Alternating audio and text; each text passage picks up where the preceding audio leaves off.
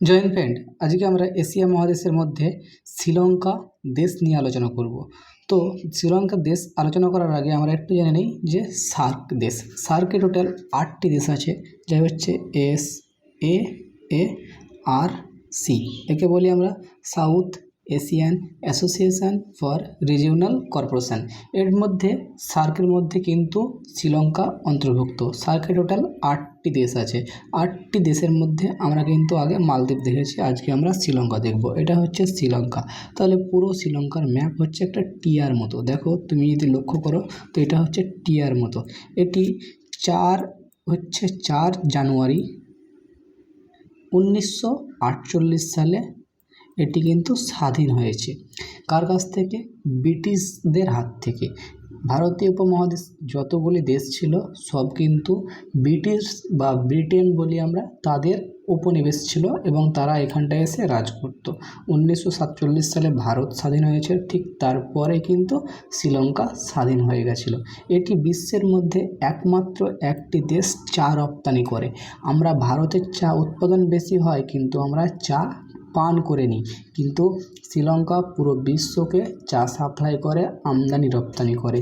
তো এটা চা রপ্তানির দেশও বলা যেতে পারে, শ্রীলঙ্কাকে চা রপ্তানির দেশ বলা হয়। এর রাজধানী ছিল, প্রথমে ছিল ক্যাডি, যাকে বলি আমরা, এখানে ক্যাড লেখা আছে যেটা দেখতে পাচ্ছি, এটা প্রথমে ছিল ক্যান্ডি, তারপর হয় কলম্বো, এখানটায় আছে কলম্বো, এখন হচ্ছে শ্রী জয়বর্ধনপুরম। এটা হচ্ছে ম্যাপটা একটু পুরাতন। শ্রী জয়বর্ধনপুরম এখানটায় আছে, শ্রী জয়বর্ধনপুরম এখনের বর্তমানে রাজধানী। এবং কিন্তু এটা যদি বলা হয়, একে বলা হয় ভারত মহাসাগরের মুক্তা, মানে এখানটায় ভারত মহাসাগরের মুক্তা কেন বলা হচ্ছে? কারণ এখানে তো কোনো জনসংখ্যা থাকতো না আগে। ভারতের জনসংখ্যায় গিয়ে আস্তে আস্তে আস্তে আস্তে ভিড় করে পুরো জনসংখ্যায়, মানে যদি আজ থেকে 1000 বছর আগে যাওয়া হয়, 1500 বছর আগে যাওয়া হয়, তো ভারত থেকে তখন তো এরকম বর্ডার ছিল না, এটা শ্রীলঙ্কা, এটা ভারত, এটা পাকিস্তান, এটা বাংলাদেশ। তখন যে স্থানে যে পেত সেখানে বসবাস করতে শুরু করতো। তখন ভারত থেকে কোনো ব্যক্তি মাছ ধরতে গেছে বা কোনো কাজে গেছে এখানটায়, মানে দ্বীপে, তখন তো যাওয়া আসা এখানে ছিল, তখন তো এত জল বা সমুদ্র স্থান এত ছিল না, কিন্তু যাওয়া আসা করতো, দেখতো যেখানটায় অনেক থাকতে সুন্দর, এবং সেখানে তারা বসবাস করতে লেগে গেছিলো, এবং সেটাই হচ্ছে সমস্যা। এবং যে আমরা দেখি ভারতবর্ষের যে তামিলনাড়ু, অন্ধ্রপ্রদেশ, এই তামিল একটা সমস্যা। এখানটায় কিছু অংশ, যেমন এখানটায় হচ্ছে তামিল বলে, এখানটায় তামিল বলে, এবং অন্ধ্রপ্রদেশ বা তামিলনাড়ুতে আমরা তামিল বলে। তাহলে তামিল, এখানটায় তামিল আর এখানটায় তামিল, এদের দুজনের মধ্যে একটু সম্পর্ক তৈরি হবে। যেমন হচ্ছে ভারতের বাংলা, মানে ভারতের মধ্যে পশ্চিমবাংলায় বাংলা কথা বলে এবং বাংলাদেশে বাংলা কথা বলে, তো একটু বাংলাদেশের মধ্যে একটু সম্পর্ক তো হবে। কোনো কিছু যদি একটা বাংলাদেশে হিউম্যান রাইটের মধ্যে কোনো কিছু যদি হয়ে যায়, যেমন কথাবার্তা বলে, সেরকমই এটা হচ্ছে। এখানটায় যদি কোনো অত্যাচার হয় তো এখানকার তামিলরা এদের সঙ্গে কথা বলবে, এখানকার যদি কোনো অত্যাচার হয় তো এদের সঙ্গে কথা বলবে। যেমন আমরা যেমন বাংলাদেশের সঙ্গে পশ্চিমবাংলায় যেরকম কথাবার্তা চলে, সেরকম এদের কিন্তু কথাবার্তা চলে। এবং এখানে সবথেকে বড় বন্দরগাহ হচ্ছে হাম্বানটোটা বন্দরগাহ, যে এখানটা হচ্ছে হাম্বানটোটা বন্দরগাহ আছে, হাম্বানটোটা বন্দরগাহ। কিন্তু এই হাম্বানটোটা বন্দরগাহ চীন তৈরি করেছে একে, এবং চীনকে 100 বছরের জন্য লিজে দেওয়া হয়েছে, এবং এই চীন এটাকে ব্যবহার করছে। এবং এই শ্রীলঙ্কার সবথেকে বড় নদী হচ্ছে, যেমন হচ্ছে এখানে মহাবলী গঙ্গা, কি বলবো ওকে, মহাবলী গঙ্গা, প্রায় 335 কিমি হচ্ছে এ গঙ্গার হচ্ছে দীর্ঘতম নদী। এবার এখানকার হচ্ছে টাকা হচ্ছে রুপি। এবার দেখো, এখানটার মেন সমস্যা হচ্ছে এখানটায় এর উপরের অংশটা হচ্ছে জাফনা। যেমন দেখো, এখানটায় যদি দেখা হয়, এখানটায় এই উপরের অংশটা হচ্ছে জাফনা, এই উপরের অংশটাকে বলবো আমরা জাফনা। এইখানটাতে কি আছে? এলিফ্যান্টা পাস আছে এখানটায়। এই জাফনার উপরের অংশকে বলা হয় পয়েন্ট ফেড্রো। কি বলা হয়?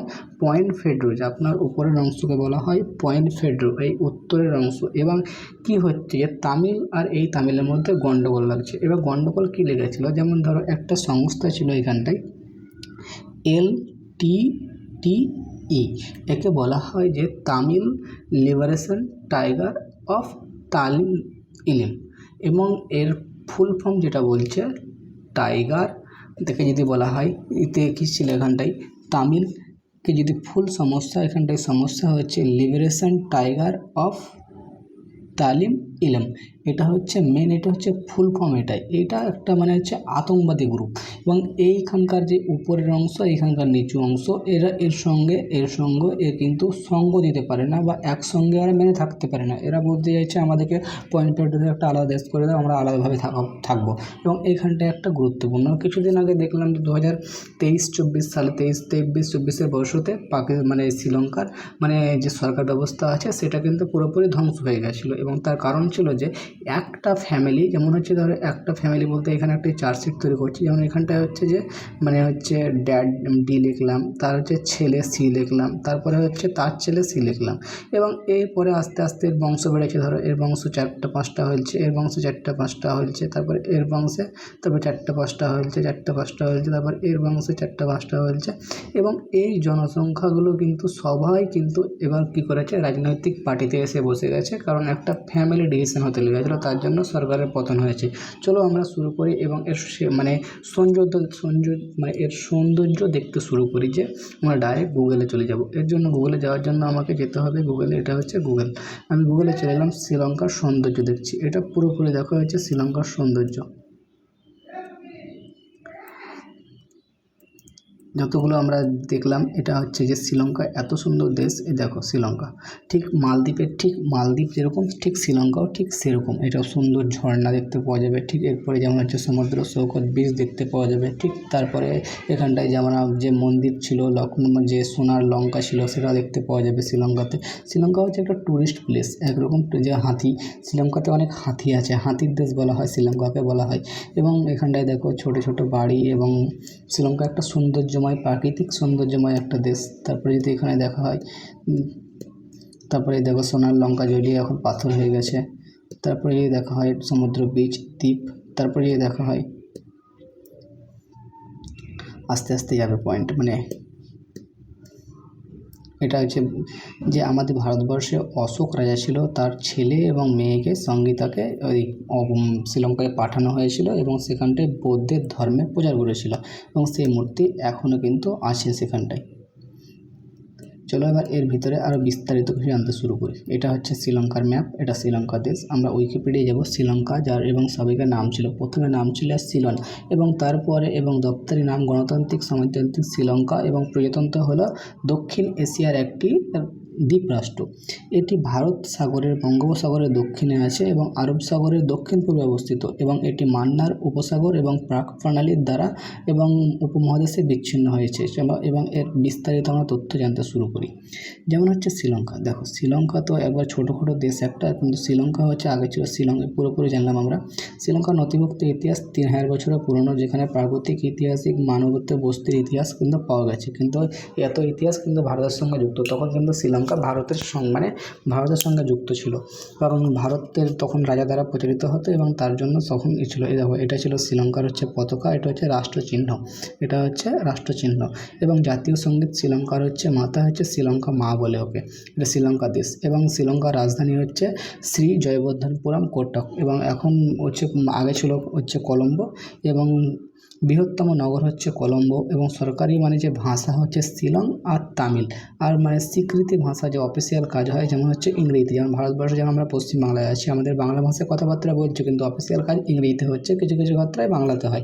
তো সেরকমই নগরী হচ্ছে শিলংয়ে। এবার কীরকম মানে জনসংখ্যা কোনখানে কী আছে না আছে, তো দেওয়া হচ্ছে ধর্ম। দেখো ধর্ম মোটামুটি প্রায় এখানে সব ধর্মের লোক থাকে, বৌদ্ধ কিন্তু বেশি থাকে, এবং ধর্মরাষ্ট্র বৌদ্ধ প্রায় মানে কি বললাম 70%-এর বেশি বৌদ্ধ ধর্ম। কেন বৌদ্ধ ধর্ম হচ্ছে, আমি বললাম অশোক তার ছেলে মেয়েকে শ্রীলঙ্কায় পাঠিয়েছিল, এবং সেখান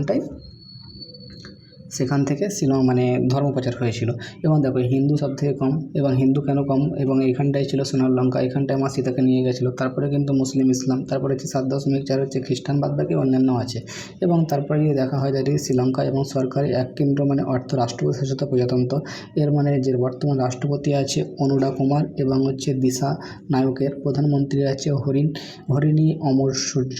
এবার যদি আইনসভা কক্ষ হচ্ছে অশোকা রানওয়াল। প্রধান বিচারপতি যা আছে মৃদু হচ্ছে ফেনার্দো। আইনসভার নাম হচ্ছে আইনসভা। গঠন দেখো সিংহল রাজ্য স্থাপিত হয়েছিল মানে 343 খ্রিস্টপূর্বে এবং হচ্ছে যে রাজ্যসরাট স্থাপিত হয় 473 খ্রিস্টাব্দে। ক্যান্ডি যুদ্ধ হয়েছিল 1796 খ্রিস্টাব্দে। ক্যান্ডি চুক্তি স্বাক্ষরিত হয় 1815 খ্রিস্টাব্দে এবং স্বাধীনতা অর্জন করে 4 ফেব্রুয়ারি 1948 খ্রিস্টাব্দে। প্রজাতন্ত্র হিসাবে প্রকাশিত হয় 22 মে 1972 খ্রিস্টাব্দে। বর্তমান সংবিধান সংবিধান লিখিত হয়েছে ওই দেশে 7 সেপ্টেম্বর 1987 খ্রিস্টাব্দে। মোট আয়তন হচ্ছে 65,610 হচ্ছে কিমি স্কোয়ার, আমরা বলি কিমি স্কোয়ার। এবং প্রাণী প্রায় 4.4, জনসংখ্যা বেশি নয় হচ্ছে 2020 অনুসারে 2020 অনুসারে জনসংখ্যার দিক থেকে 57তম দেশ। এবং হচ্ছে 2012 সালে এবং আদিম শাশুড়ি এবং ঘনত্ব দিক থেকে দেখা হয় তাহলে 3,337.7 বর্গমাইল। এবং জিডিপি 2021 মোট জিডিপি হচ্ছে $50 হচ্ছে 56তমতে আসে। মাথাপিছু আয় প্রায় মানে 88তমতে আসে জিডিপিতে 2021 এবং মোট হচ্ছে 85.84.532 বিলিয়ন এবং 66তম। মাথাপিছু আয় $3,830 মতো। এবং এটি মানবগত উন্নয়ন মুদ্রা হচ্ছে শ্রীলঙ্কার রুপি। এবং সময় হচ্ছে সময় ওই টাইমে দেখানো হয়েছে। গাড়ি চালানোর দিক হয় বাঁ দিক থেকে এবং আরও অন্যান্য দেওয়া হয়েছে। এবং এর সম্বন্ধে যদি আরও ভৌগোলিক তথ্য যদি জানতে চাও তো গুগলে গিয়ে তোমরা এই প্লেলিস্টে ওপেন করে তোমরা এই সমস্ত তথ্য তোমরা জানতে পারো এক এক করে। পরে নেক্সট ভিডিওতে আবার দেখা হবে। জয় হিন্দ।